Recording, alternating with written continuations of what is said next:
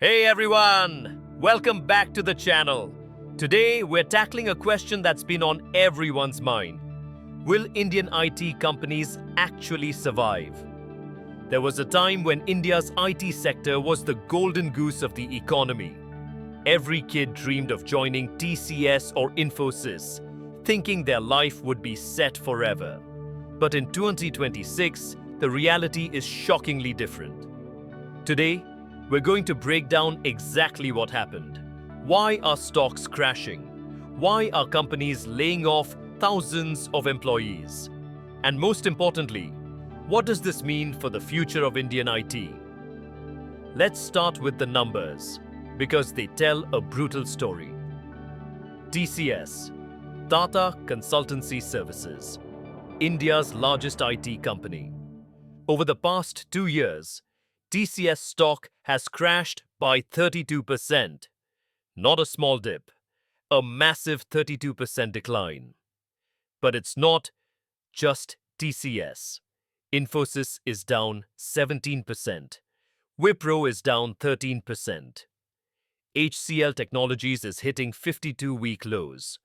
The entire Nifty IT index, which tracks all major Indian IT companies, fell 12.6% in 2025 alone, and it's already down another 11 to 13% in 2026.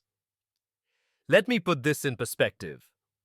Over 1.3 lakh crore rupees, that's approximately 15 billion USD, has been wiped out from the IT sector in just recent weeks.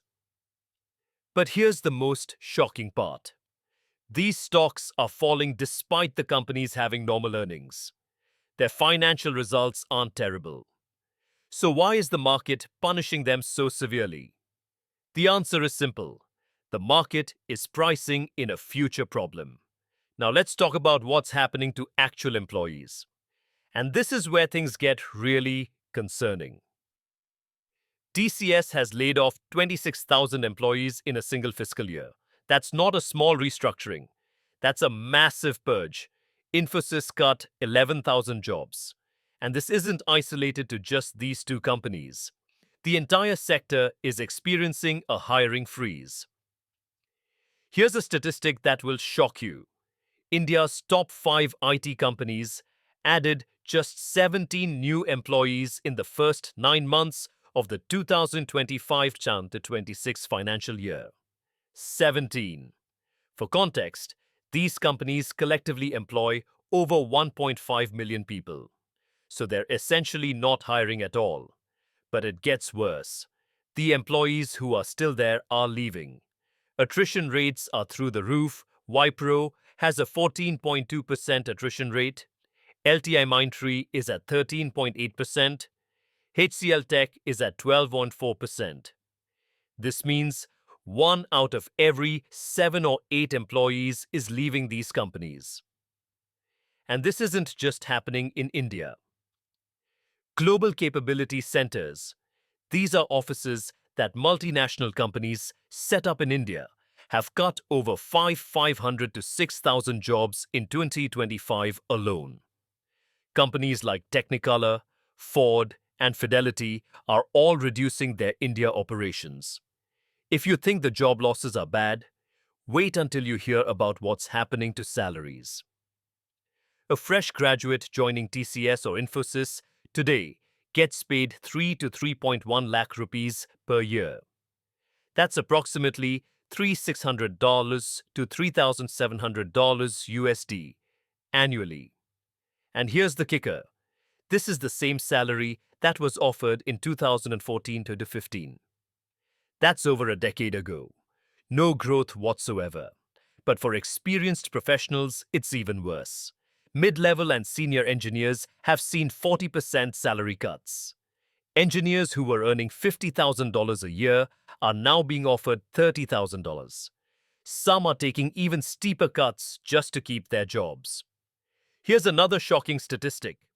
The median total compensation for engineering and data roles in India has dropped 40% in just 1 year, from approximately $37,000 to $22,000. This is creating a massive wage gap between Indian engineers and their American counterparts doing the same work. And the human cost is devastating. Studies show that 83% of IT workers are experiencing burnout. 70-hour work weeks are becoming standard. One study found that in Hyderabad, India's IT hub, 84% of tech workers have developed liver disease linked to stress and sedentary work. This isn't just about money anymore. It's about health and well-being. Now, let's talk about the elephant in the room: artificial intelligence. For years, AI was seen as just another tool. Chatbots that could help with customer service, algorithms that could assist with code writing. But something fundamental has changed.